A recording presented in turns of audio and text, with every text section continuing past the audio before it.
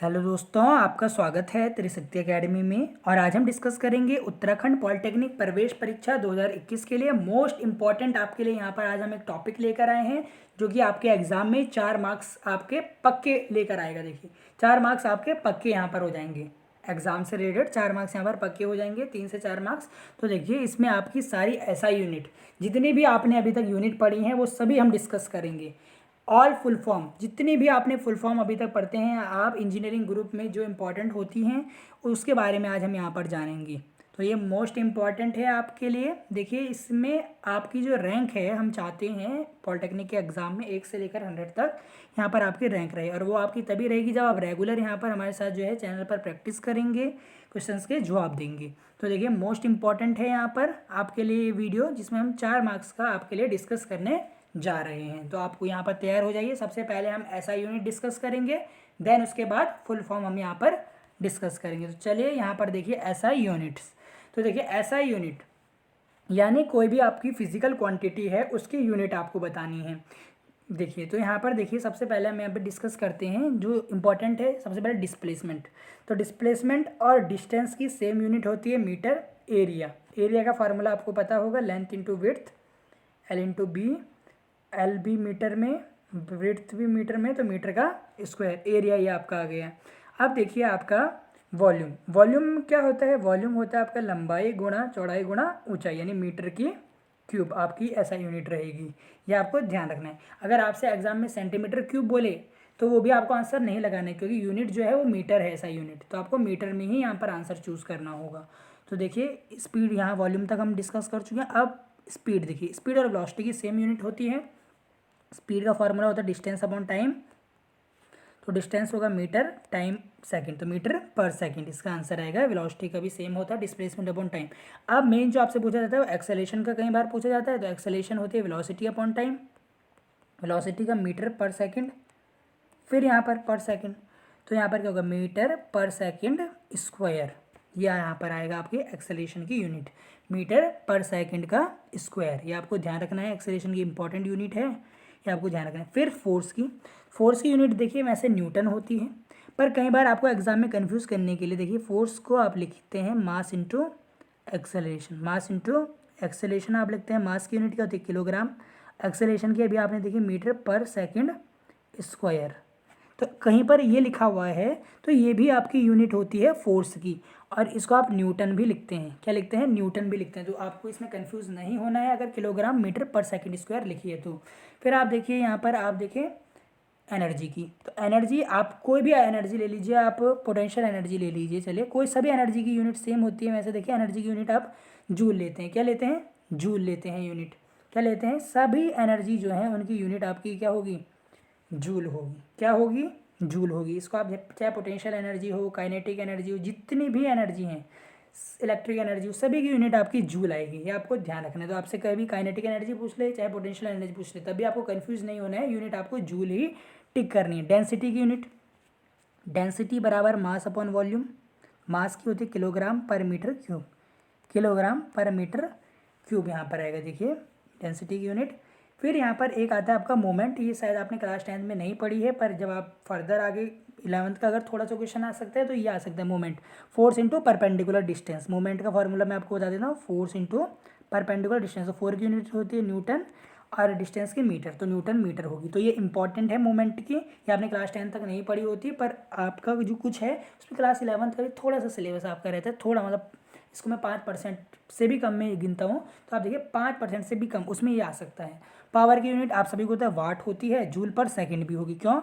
Power आपका क्या होता है? रेट ऑफ डूइंग वर्क, यानी वर्क अपॉन टाइम। पावर क्या होता है? Work upon time. वर्क क्या होती है? जूल, जूल पर सेकंड। इसको ही आप वाट भी कहते हैं। देखिए तो आप समझ चुके हैं पावर की भी यूनिट। वर्क क्या होता है? फोर्स इंटू डिस्प्लेसमेंट, यानी न्यूटन मीटर, और वर्क की यूनिट जूल भी आप लिखते हैं। अब देखिए मोमेंटम यानी संवेग, मास इंटू वेलोसिटी। तो मास क्या होता है? किलोग्राम मीटर पर सेकंड। ये देखिए ये इसकी यूनिट हो सकती है, किसकी? संवेग की, जिसे आप हिंदी में संवेग कहते हैं। प्रेशर, प्रेशर की यूनिट आप पास्कल भी लिखते हैं, बार भी लिखते हैं। और देखिए यहाँ पर प्रेशर का फॉर्मूला आपको पता है, प्रेशर बराबर फोर्स बट्टे एरिया। फोर्स बट्टे एरिया, फोर्स की यूनिट न्यूटन एरिया के मीटर स्क्वायर। तो न्यूटन पर मीटर स्क्वायर भी यूनिट होती है। न्यूटन पर मीटर स्क्वायर को ही आप पास्कल बोलते हैं। क्या बोलते हैं? पास्कल बोलते हैं। ये आपको ध्यान रखना है। और प्रेशर आप किससे मेज़र करते हैं? बैरोमीटर से मेज़र करते हैं। ये भी एग्जाम में पूछा जाने वाला क्वेश्चन बनता है। तो ये हमने डिस्कस की। और यहाँ पर यूनिट डिस्कस कर लेते हैं। देखिए फ्रीक्वेंसी, फ्रीक्वेंसी की यूनिट होती है हर्ट्ज।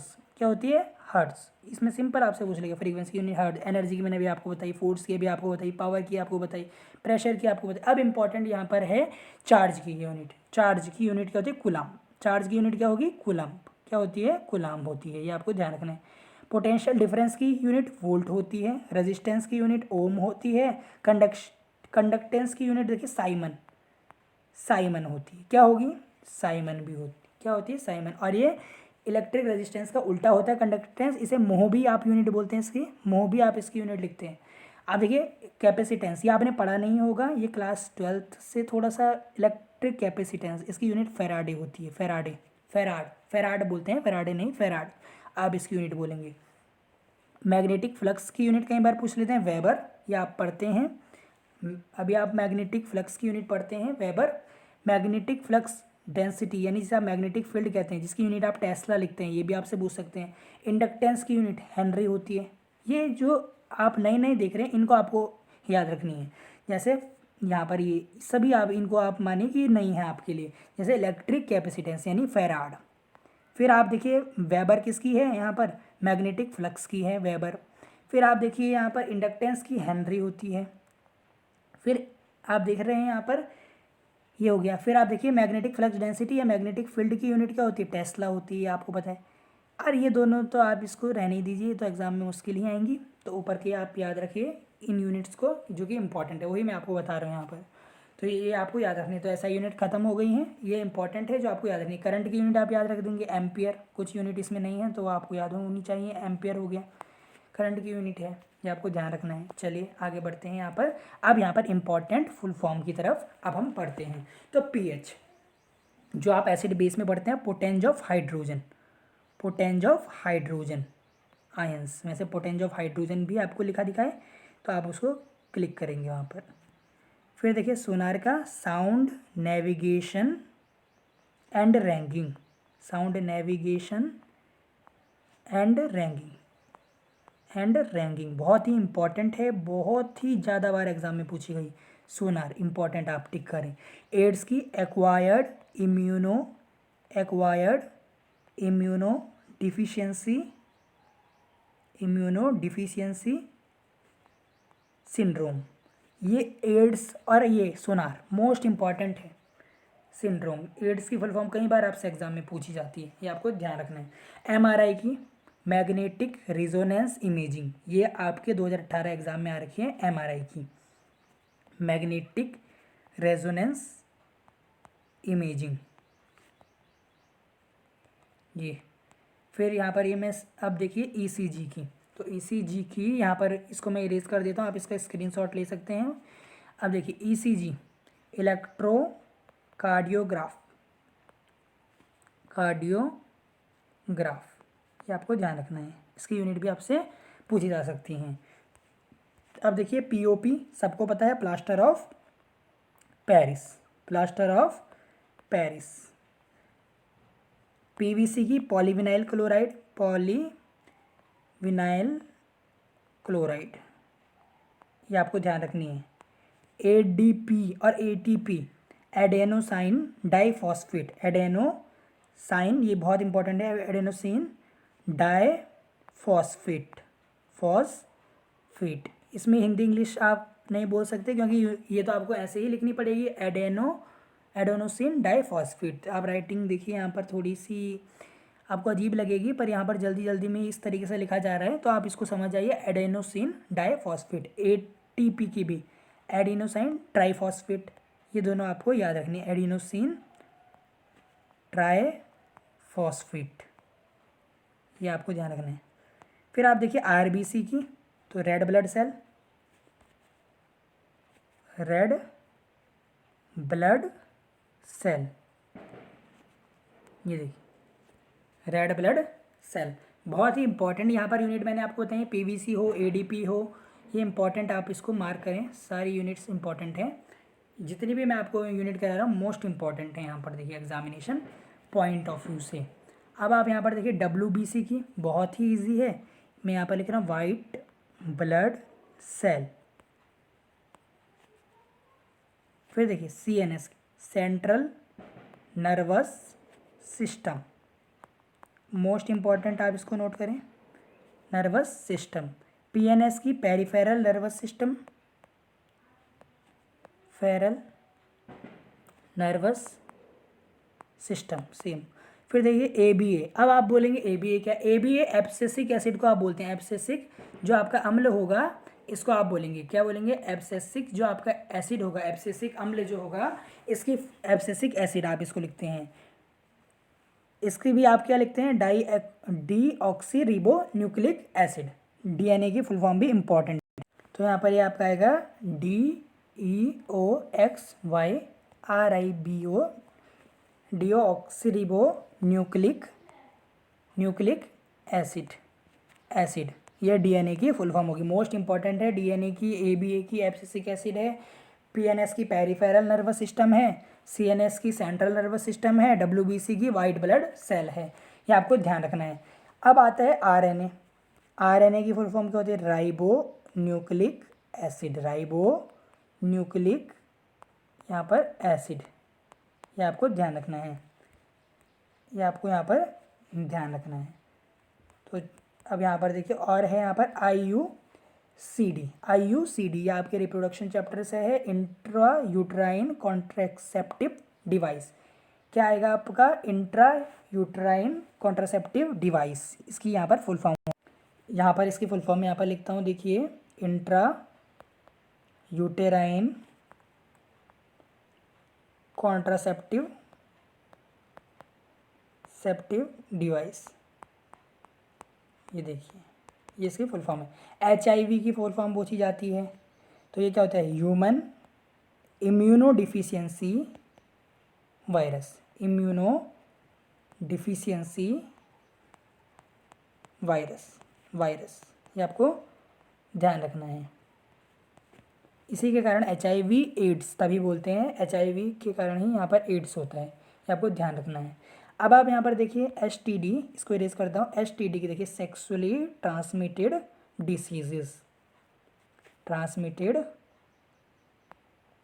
डिसीज। अब देखिए LPG की लिक्विफाइड पेट्रोलियम गैस, ये इंपॉर्टेंट है, सारी जितनी मैंने आपको यहाँ पर लिखाई हैं इसमें आप एक और जोड़ दीजिए, देखिए 24वां आप इसको जोड़ेंगे OTEC।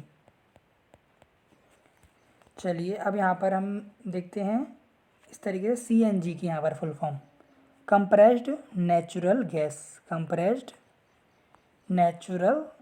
गैस, क्या बताया मैंने आपको, कंप्रेस्ड नेचुरल गैस, ये आपको ध्यान रखना है। UV अल्ट्रावायलेट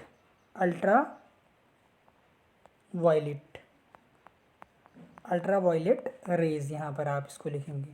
OTEC देखिए OTEC इंपॉर्टेंट है, OTEC देखिए यहाँ पर लिख देता हूँ OTEC, ocean thermal energy conservation, ocean thermal energy conservation, OTEC बहुत इंपॉर्टेंट फुल फॉर्म है, देखिए कंजर्वेशन। अब यहाँ पर एक बची है DDT, अब DDT की मैं आपको अलग बता देता हूँ, बहुत इंपॉर्टेंट है। यहाँ पर देखिए DDT की फुल फॉर्म होती है डाइफिनाइल ट्राइक्लोरोइथेन, ये आपकी DDT की फुल फॉर्म होती है। यार मोस्ट इंपॉर्टेंट है ये मोस्ट इंपॉर्टेंट है DDT, डाइफिनाइल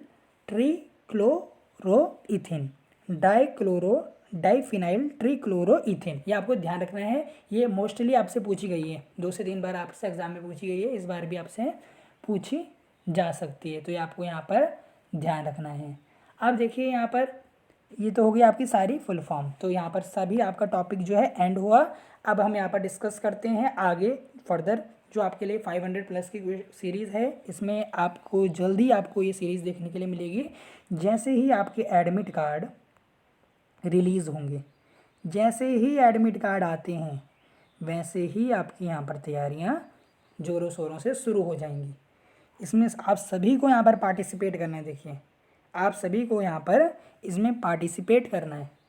लाइव चैट के दौरान आप सभी को यहाँ पर क्या करना है, पार्टिसिपेट करना है इन क्वेश्चंस के दौरान, क्योंकि आपको देखिए एग्ज़ाम में आपकी एक्यूरेसी, देखिए मार्क्स कब आएंगे आपके, जब आप एक्यूरेसी और टाइमिंग के साथ, आप अच्छी टाइमिंग के साथ और एक्यूरेसी दोनों को बना कर रखेंगे। टाइमिंग और एक्यूरेसी अगर आप बना कर रखते हैं एग्ज़ाम में, तब आपकी क्या होगी, अच्छी रैंक आती है।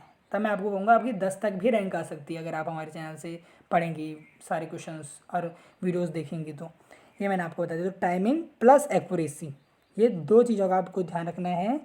अगर आपको गुड रैंक चाहिए, अच्छी आपको यदि रैंक चाहिए, तो आपको चाहिए एक्यूरेसी प्लस टाइमिंग। इन दो चीज़ों के कॉम्बिनेशन पर आपको काम करना है। और एक्यूरेसी आपकी तभी आएगी जब आप बहुत सारे क्वेश्चन करेंगे जो आपको हमारे चैनल पर देखने के लिए मिल रहे हैं। और टाइमिंग, जब आप उन क्वेश्चंस की बार बार प्रैक्टिस करेंगे, उन क्वेश्चन की ही तरह जो और क्वेश्चन भी करेंगे, तब आपकी क्या होगी, यहाँ पर आपकी टाइमिंग भी अच्छी हो जाएगी और आप एग्ज़ाम को आसानी से क्लियर करेंगे। और आपकी, मैं चाहता हूँ 1 से 100 तक तो हम मानते हैं यहाँ पर आपकी रैंक आनी चाहिए, जो हमारे चैनल से यहाँ पर पढ़ रहा है। ई ग्रुप में, इंजीनियरिंग ग्रुप में, खासकर मैं बता देता हूँ इंजीनियरिंग ग्रुप में, ये आप सभी को पता है इंजीनियरिंग ग्रुप की ज़्यादा तैयारी हो रही है, क्योंकि 90% स्टूडेंट जो है ई ग्रुप में एडमिशन लेते हैं। तो ये आपको ध्यान रखना है यहाँ पर। तो इसी के साथ देखिए वीडियो यहीं पर एंड करते हैं। आपको कोई भी क्वेरी हो देखिए, तो आप हमें फ्रीली कहीं पर भी आप कमेंट करें। आप हमें फेसबुक पर कमेंट करें, आप हमें इंस्टाग्राम पर, टेलीग्राम, कहीं पर भी आप स्वतंत्र हैं, आप कमेंट करें। आप इवन यूट्यूब के कमेंट बॉक्स में भी कमेंट कर दें अगर आपको कोई क्वेरी है। और अगर आपको अच्छे से कोई क्वेरी का हल चाहिए तो आप इंस्टाग्राम, टेलीग्राम पर हमें क्या कर सकते हैं, कमेंट कर दें, हम वहाँ पर आपका जवाब देंगे। आपको वहाँ पर PDF प्रोवाइड होती है, देखिए टेलीग्राम पर त्रिशक्ति एकेडमी, आप इस तरीके से आपको सर्च करना है। इसमें बहुत सारे स्टूडेंट जुड़े हुए हैं और वो स्टूडेंट्स हैं जो ब्रिलियंट हैं, और वहाँ पर वो आप स्टूडेंट्स भी काफ़ी जो जुड़े हुए हैं, वो अपने यहाँ पर स्टडी मटेरियल भी क्या करते हैं, शेयर कर रहे हैं, जिससे और स्टूडेंट्स की भी हेल्प हो जाए। तो आप यहाँ पर जुड़िए, आपको बहुत यहाँ पर बेनिफिट होगा। तो इसी के साथ ये वीडियो यहीं पर एंड करते हैं। अब हम मिलेंगे इसके नेक्स्ट वीडियो में, जिसमें हम कोई अच्छा यहाँ पर टॉपिक डिस्कस करेंगे जो एग्जाम से रिलेटेड इंपॉर्टेंट हो। तब तक के लिए आप देखते रहिए बाकी वीडियोज़ को। बहुत बहुत धन्यवाद।